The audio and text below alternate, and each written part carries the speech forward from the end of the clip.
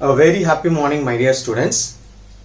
I'm so happy and I welcome you all to our online class 10th standard. Even though we have met already in previous 9th revision class, this is supposed to be my first 10th online class.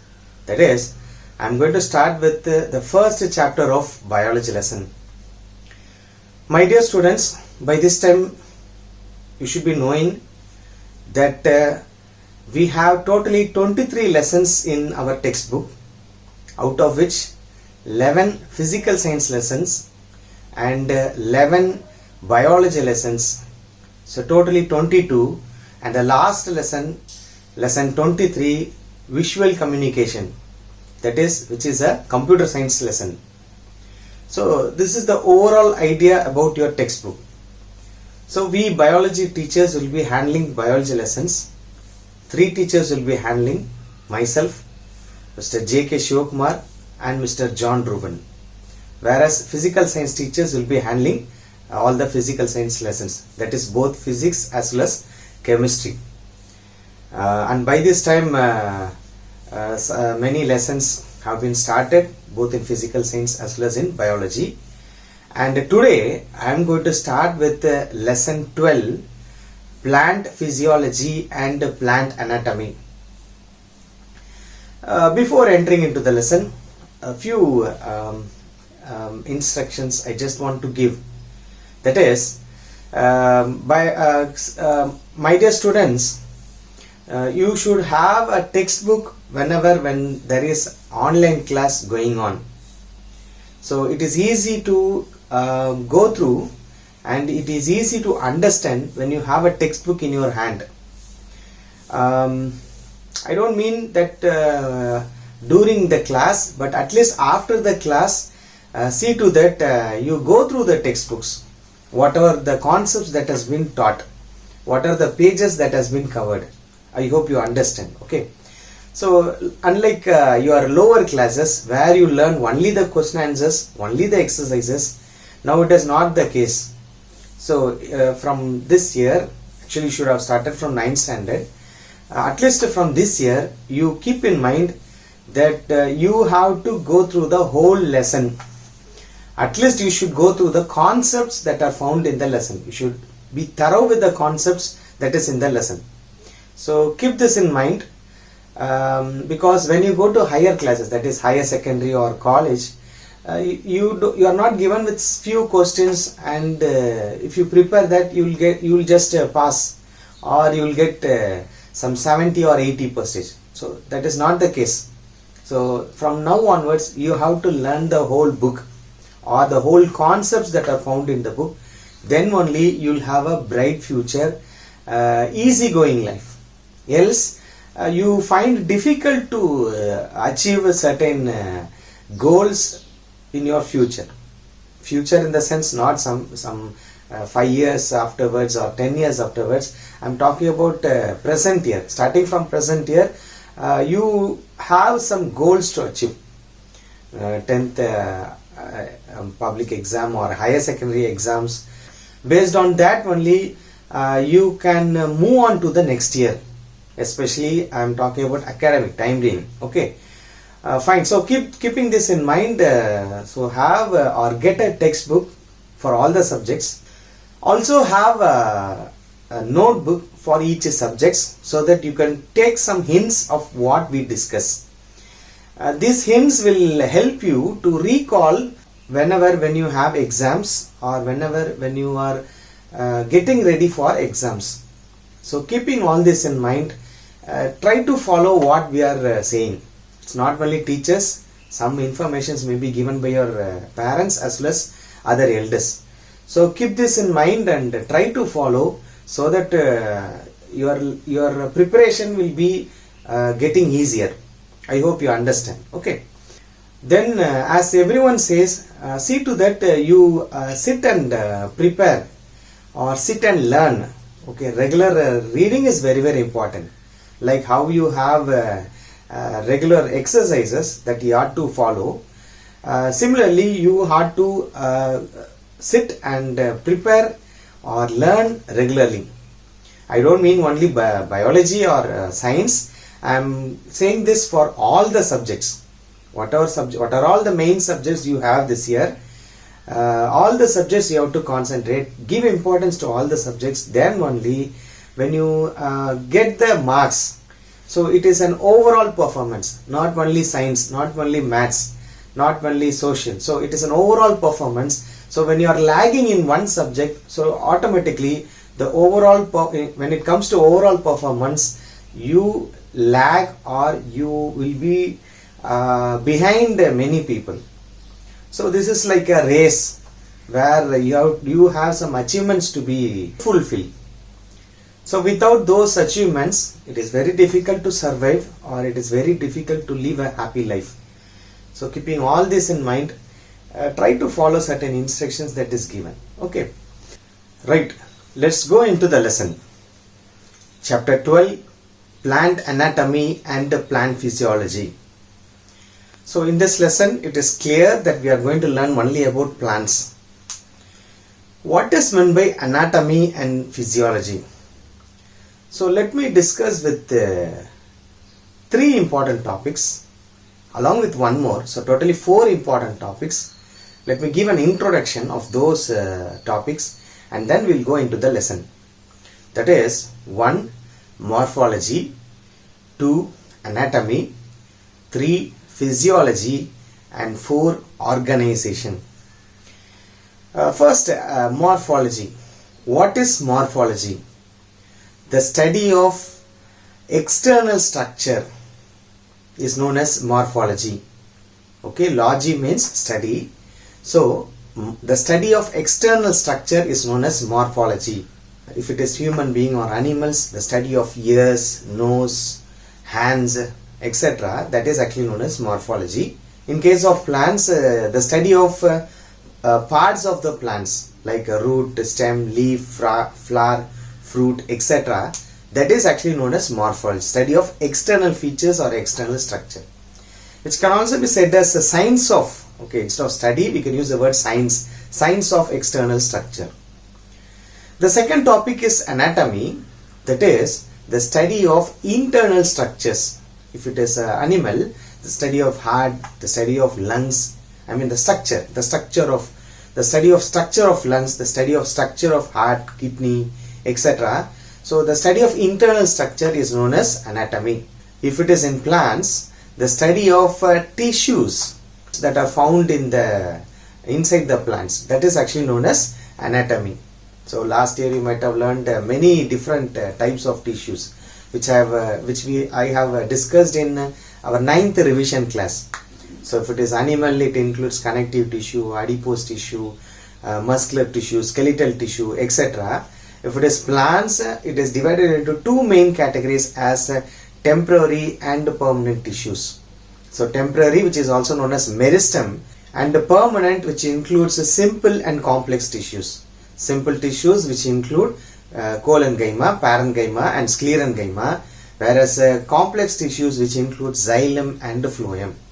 So if you have not gone through that lesson, kindly immediately take your 9th standard book and go through this topic, that is tissues. Especially go through the plant tissues, understand, and then come back to 10th standard, because without knowing about that, this lesson will be a highly dry or highly complicated lesson for you. If you have studied already that lesson, which means this lesson, that is 10th standard 12th lesson, plant anatomy and plant physiology, will be the one of the easiest lesson. So keeping that in mind, kindly follow what you have learned before. Okay, fine. With related to this meristem, I hope you remember there are 3 types of meristem: apical meristem, lateral meristem, and intercalary meristem. Okay, so again I repeat, the tissues are classified in plants as temporary tissues and permanent tissues. Temporary, which are none other than meristems, which includes apical, lateral and intercalary meristem. Similarly, with regard to permanent tissues, we have simple and complex tissues.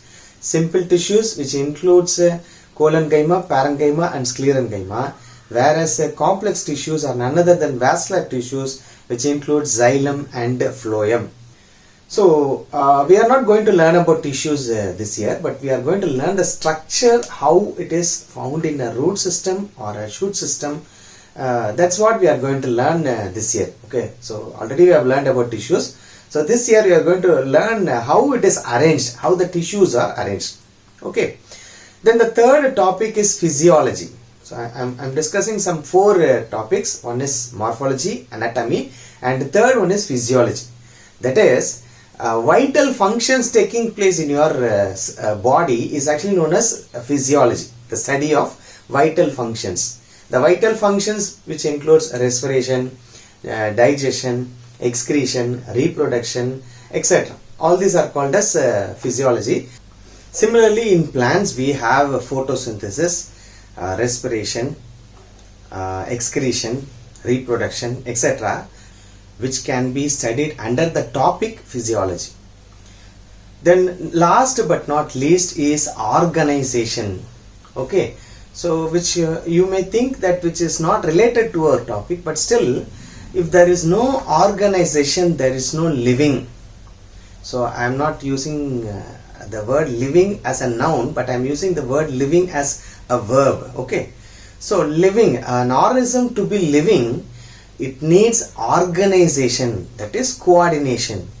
Coordination or organization of tissues, coordination and organization of systems, then only an organism can live. This organization starts from atom level. That is, I am going to chemistry. So from atom level, I think you know what is meant by atom. The tiniest particle of any matter or any substance is known as atom. So from here where you come across organization. So we might heard this word, you might heard this word organization maybe in biology, but I am starting with the chemistry. Okay, so atoms, that is tiniest particle of any substance.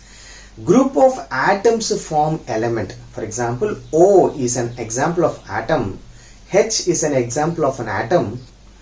When two or three atoms combine, it forms an element, that is H2 or O2, hydrogen or oxygen.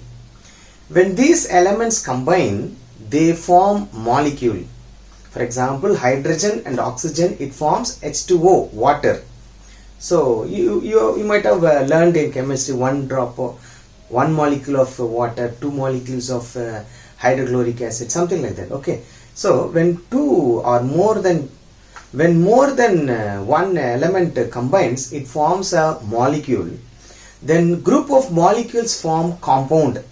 For example, we have glucose, which comprise of C6H12O6, and this glucose, one molecule of glucose, I call this as one molecule, even though we have carbon, hydrogen and oxygen which combine to form glucose. That is 6 carbon, 12 hydrogen and 6 oxygen, they combine to form glucose. So you call it as this as one glucose. C6H12O6 is one molecule of glucose.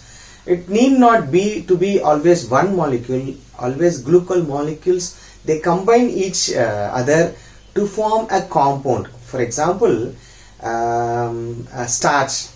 So starch is none other than a linear structure of glucose molecules, like a train with many compartments. So each compartment in that train, I can compare that with the glucose. So each compartment is a glucose. So when I have a linear combination of many glucose molecules, that is none other than starch. Okay, so group of atoms forms elements, many elements combine to form molecules, many molecules combine to form compound, and many compounds combine to form, now entering into biology, organelles. I hope you have learned in lower classes, cells have various organelles like mitochondria, Golgi bodies, endoplasmic reticulum, lysosomes, ribosomes, etc. All these are called as organelles. These organelles are made up of actually compounds. In other way, Many compounds combine to form organelles, and when there is a collection of organelles with a cell wall and a cell membrane and cytoplasm and nucleus, this is what you call it a cell. That is, many organelles group together to form cell, and many cells combine or together they form tissue. Tissues combine to form an organ. For example, let me give some examples of tissues like collenchyma, parenchyma, sclerenchyma. In animals, we have connective tissue, adipose tissue, epithelial tissue, muscular tissue, skeletal tissues. So all these tissues forms an organs. For example, if you take heart, heart comprises of various tissues, which comprise of epithelial tissue, muscular tissue, and your connective tissues. So like that, they form an organ. Group of tissues form an organ, and many organs forms a system, organ system. Okay. For example, you have various organs in your respiratory tract, starting from your nose till your lungs and alveoli, which group to form respiratory system. Like that, in digestive, you have starting from mouth to anus, various parts, and they all group together to form digestive system. So like that, even in plants we have respiratory system, we have photosynthetic system, we have excretory system, reproductive system, etc. So again I repeat, group of organs form organ system, and many organ systems, that is respiratory system, digestive system, excretory system, skeletal system, muscular system, they form a full living organism. I hope now you understand. In each level you have this organization, that is organization of organelles, organization of cell, organization of tissues, organization of organs, etc.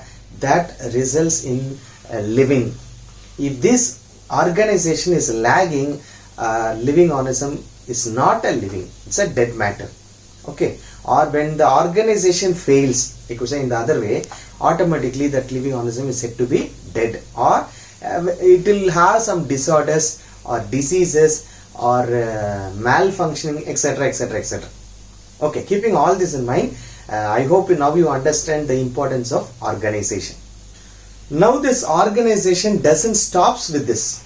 It doesn't stops with living organism. Many living organisms, they that is especially of the same species, they form a community, and many communities, that is many different species together, they form a biosphere, or in maybe in lower classes you might have learned biodiversity, etc. So this is the concepts I just want to give before starting this lesson. That is, one, morphology, study of external structure; second, anatomy, study of internal structures; third, physiology, study of vital functions; and finally, organization. Okay, so I hope you understand this concept. So this is not in your book, but still you need this as a root. With this root, we are going to study many other different concepts in this lesson, and this is also useful for your higher studies. Okay, right.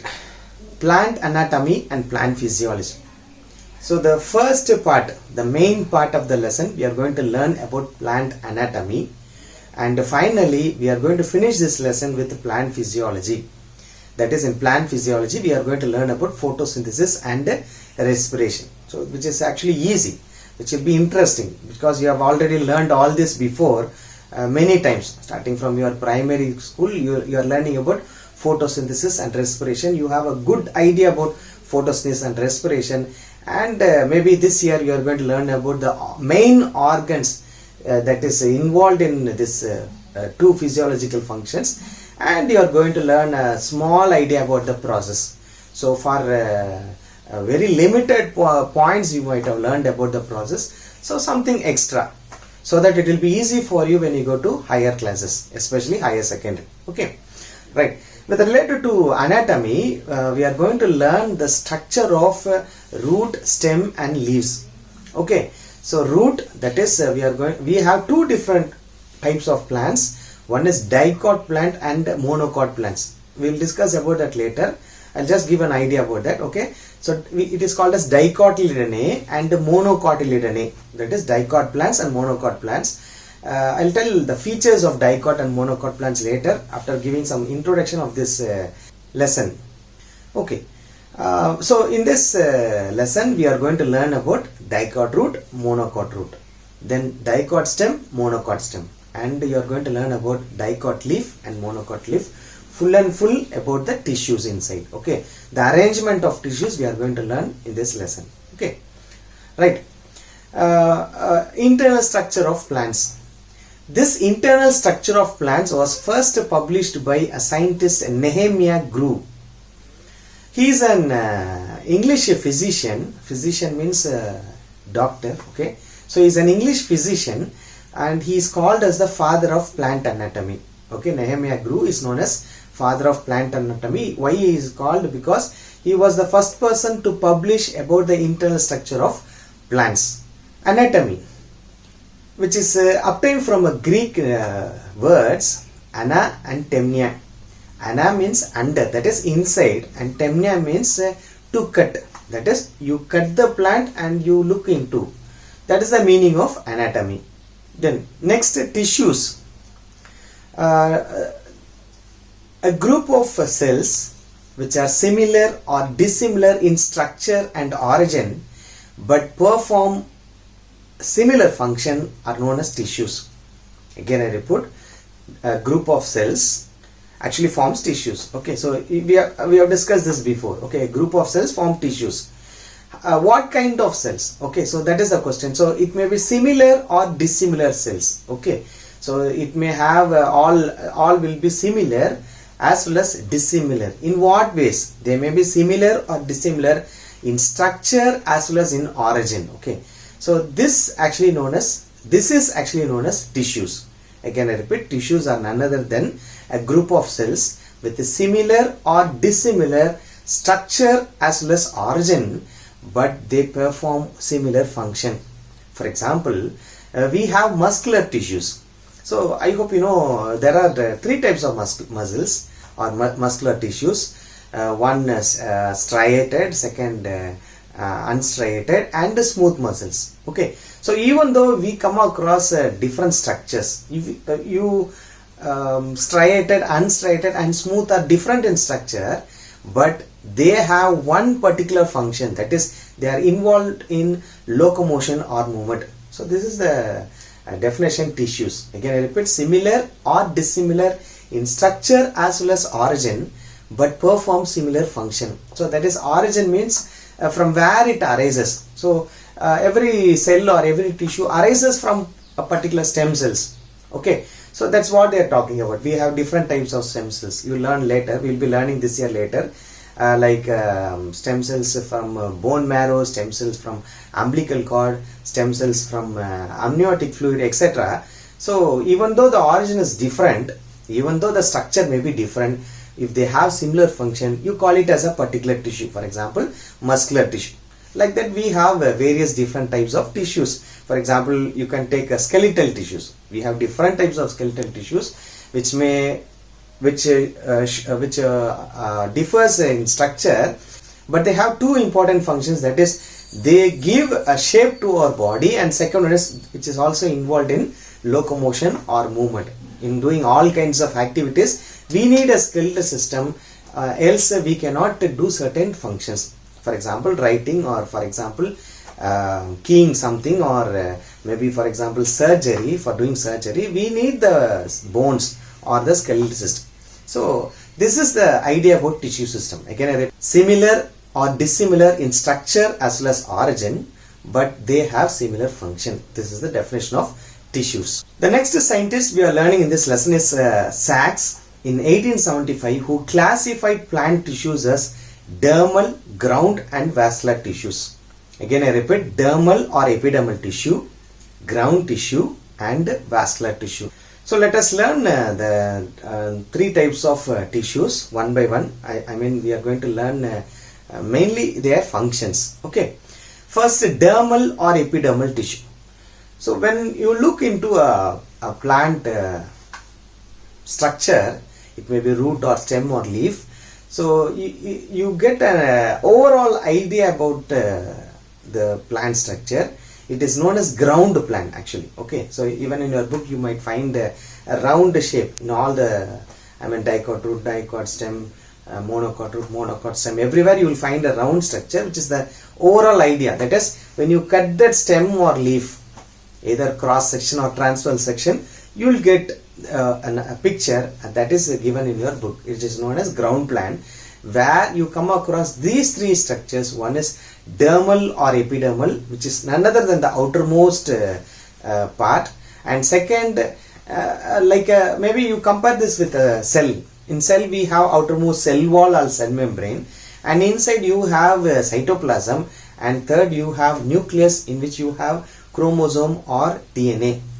Like that, when you cut a plant, you have these three structures, that is dermal or epidermal, which is outermost, and inside, like a cytoplasm, you have this ground tissues, and third, internally main tissues, that is vascular tissues, which includes xylem and phloem.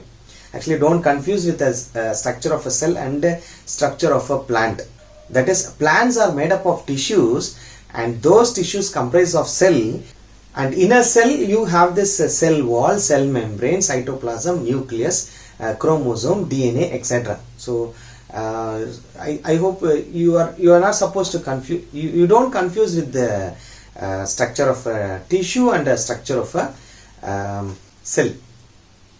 Okay, the outermost structure is our dermal or epidermal tissue, which includes epidermis, stomata, and epidermal outgrowths. That it's almost like our body, where our outermost structure is skin.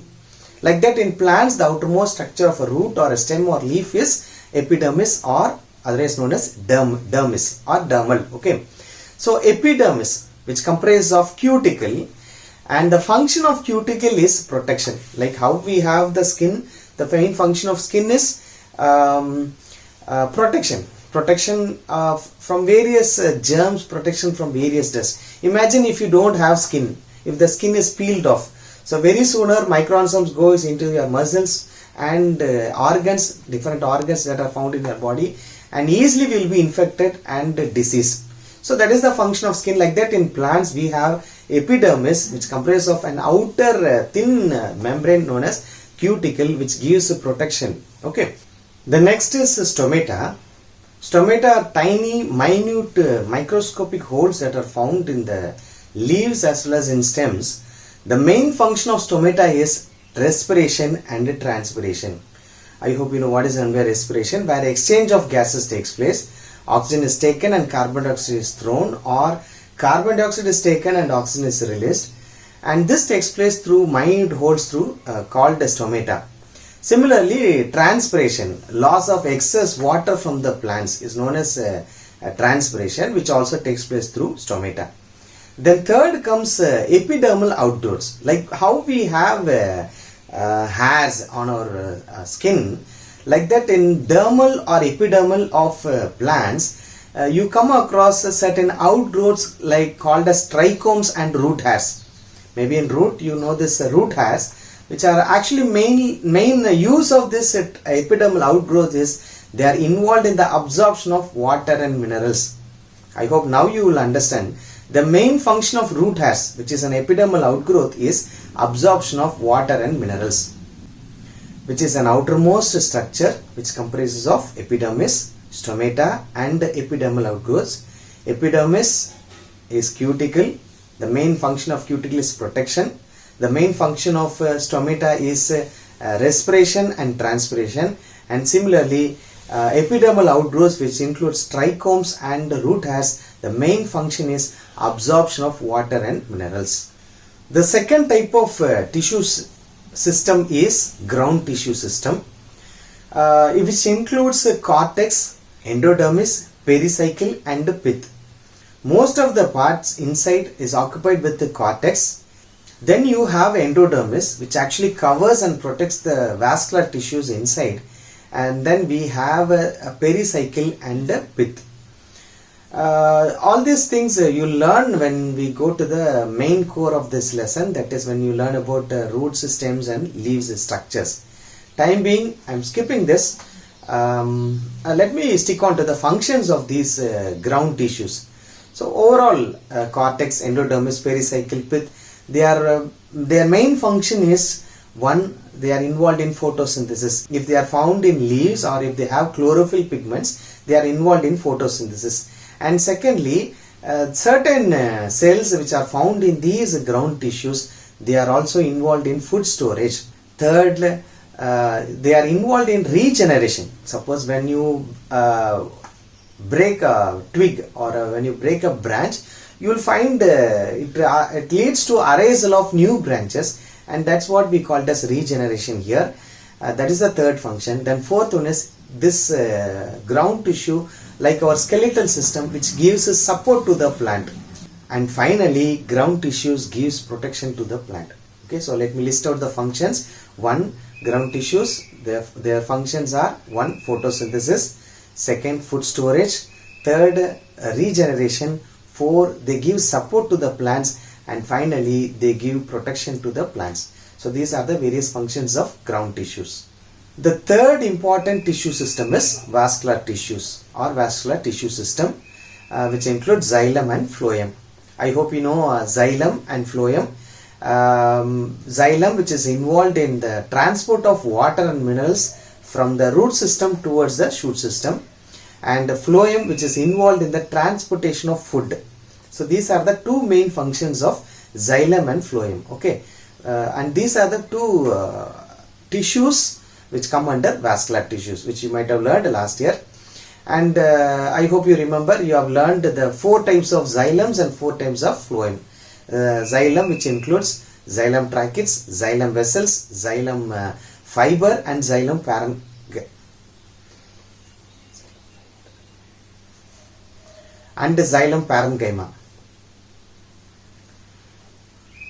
The 4 types of xylem tissues, which includes xylem tracheids, xylem vessels, xylem fiber, and xylem parenchyma. Similarly, we have 4 types of phloem tissues, which includes sieve elements, companion cells, phloem fiber, and phloem parenchyma. So these are the 4 different types of xylem and phloem tissues. So out of these 4, in xylem, xylem tracheids and xylem vessels are important in transportation of water and minerals. Similarly, in phloem we have the sieve elements and companion cells, which are mainly involved in the transportation of food. That is, transportation of food from the leaves where they are produced, that is where photosynthesis takes place, to the other parts of the plant. Usually this transportation of water and minerals is unidirectional, that is always from the root towards the shoot system. But in case of phloem, it is bidirectional. It may be from root to shoot system and shoot system to other parts of the plant part. Okay, right. This is important. So far what you have learned is simple. Now concentrate more. That is, we are going to learn about the different types of vascular tissues, not xylem and phloem. Based on the arrangement of this vascular tissue, they are classed into different types. Okay, so concentrate and try to memorize the words and try to understand the difference between the various arrangements. Okay, right. Based on the arrangement, the vascular system is classed into 3 types as radial, conjoint, and concentric. So imagine a circle, and inside the circle you find radius. Okay, so I mean, especially in maths, you come across the center point from which you calculate the radius. But here let us take 2 points, one point as xylem and other point as phloem. Okay, that is presence of xylem and presence of phloem. If the xylem and phloem are at a different radius or different distance from the circumference or from the circle, then that kind of vascular system is known as radial. Okay, if they are found at the same radius, that is from the center, if they are found at the same radius, same distance, then they are known as conjoint vascular system. Okay, radial, if they are found at a different radii, that is a plural form of radius, And conjoint if both xylem and phloem are found at the same distance or same radius. Then third, you might have learned in maths concentric rings, that is circle inside circle inside circle inside circle. So this is known as concentric rings. This kind of arrangement of xylem phloem in a form of concentric rings, that is known as concentric vascular system. Okay, so if they are found in different radius or distance from the circumference, it is known as radial. If they are found at the same distance, xylem and phloem from the circumference, if they are found in the same radius or same distance, it is known as conjoint. And third, if they are found in concentric rings, one ring above the other, like that, if it is found, that is known as concentric vascular system. In all routes, the vascular system is radial in nature. Okay, either dicot route or monocot route. The conjoint vascular system is classified into two types as collateral and bicollateral. If xylem at one position and phloem one position, that is known as collateral. In bicollateral, we have two series of phloem. In between you have xylem tissues, okay, or xylem. Above and below you have phloem. So bi means two. So since you have phloem in two positions with the xylem at the center, that is actually known as bicollateral system. Again, this collateral classified into two types as open and closed vascular system. Okay, let me again start from the beginning. Vascular system divided into three types as radial, conjoint and concentric. If they are found in different radii, it is known as radial system. If they are found at the same radii or same distance from the circumference, it is known as conjoint. If they are found in concentric rings, that is known as concentric system. Okay, this conjoint classified into two types as collateral and bicollateral. Xylem, phloem, that is known as collateral, but xylem above and below you have phloem. Okay, so that is actually known as bicollateral. Collateral classified into two types as open and closed system. The presence of cambium is a special tissue which initiates a secondary growth inside the structure. If cambium is present, it is known as open system. If cambium is absent, that is known as closed system. That is, presence of cambium, since it initiates the secondary growth, so hence it is known as open. But absence of cambium, there is no growth, there is no secondary growth, and so it is known as closed. Okay. Example for open system is dicot stem. In dicot stem, you find the presence of cambium, and so it is known as open system. And the monocot stem, absence of cambium, and so it is known as closed system. Then example of bicollateral is cucurbits. It's a collection, it's a family of many plants, cucurbits, which includes plants like pumpkin and gourd. Gourd in the sense bitter gourd, snake gourd, etc. Okay, so pumpkins. So all this comes under family known as cucurbits, which is an example of bicollateral. I mean, these are bicollateral in nature. The vascular system will be bicollateral in nature in these plants. Concentric vascular system, they are classified into two types as amphicribal and amphivasal. Amphivasal, example is Dracaena, which is in Greek it is known as female dragon, and amphicribal example is ferns, none other than gymnosperms. I hope you know we have gymnosperms and angiosperms. Naked seeded plants are known as gymnosperms. Gymno means naked, sperm means seeded, that is they lack fruit, that's why they are known as naked seeded plants. And angiosperms which produce flower and which produce fruits. Actually in gymnosperms, absence of flowers, instead cones are found. That is, you might have learned in social science or science, coniferous forests, coniferous trees, which bears cones like pine tree, etc. So those are known as actually gymnosperms. Similarly, with regard to angiosperms, flowering plants, and that flower becomes a fruit, and those are known as angiosperms. Okay, so ferns are gymnosperms, examples of gymnosperms. Again I repeat, amphivasal and amphicribal. Amphivasal example Dracaena, female dragon, and amphicribal example ferns. Amphivasal. In amphivasal, xylem surrounds the phloem. That is, phloem will be at the center, which is surrounded by xylem. So that is, xylem surrounds the phloem. So remember, these are none other than concentric. Okay, concentric means one inside another. So that is the nature of concentric. So xylem will be in the periphery and phloem will be at the center. This is amphivasal. Second is amphicribal, exactly opposite of amphivasal, where xylem will be in the center surrounded by phloem. Okay, don't confuse. Amphivasal, amphicribal. Amphivasal, phloem will be at the center surrounded by xylem, and amphicribal, xylem will be at the center surrounded by phloem. Okay, so this is the two types of concentric vascular system. Again, amphicribal classified into two types as exarch and endarch. We have two types of xylems, that is protoxylem and metaxylem. The first formed xylem in a system or in a plant is known as metaxylem, and the later formed are known as protoxylem. So usually when you come across a human or an animal, which will be smaller? The later formed will be smaller. The organisms that are formed before will have been grown into bigger size, so they will be bigger. So actually this protoxylem, they are young ones, so they will be smaller, and metaxylem, they are the cells that are produced before. So based on their time duration. Okay, so metaxylem, they will be bigger, protoxylem will be smaller.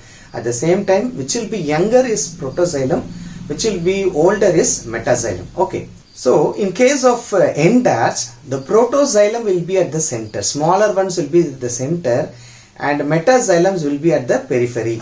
Okay, that nature is known as endarch.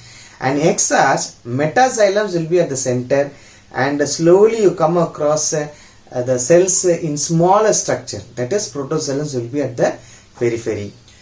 Stem are examples of endarch and roots are examples of exarch. Okay, so these are the final two types of amphicribal systems which comes under concentric grains, exarch and endarch. Now let us end up today's session with these concepts. So this is where whatever we have learned today, it may be very small concepts, but still it has its own value. So concentrate on the topics that have been discussed today, then only it will be easy for you to understand the next class. Okay, so whatever you learn now, which is needed for your higher classes, especially higher secondary, if you don't memorize these concepts, it will be difficult for you to pick up in higher secondary. So when you don't understand in higher secondary these concepts, so you will neglect those topics, and because of that you may lose marks. Today's assignment is, in your long says unruled science note, first you write all the ideas of what has been discussed today, especially the classification of this vascular system.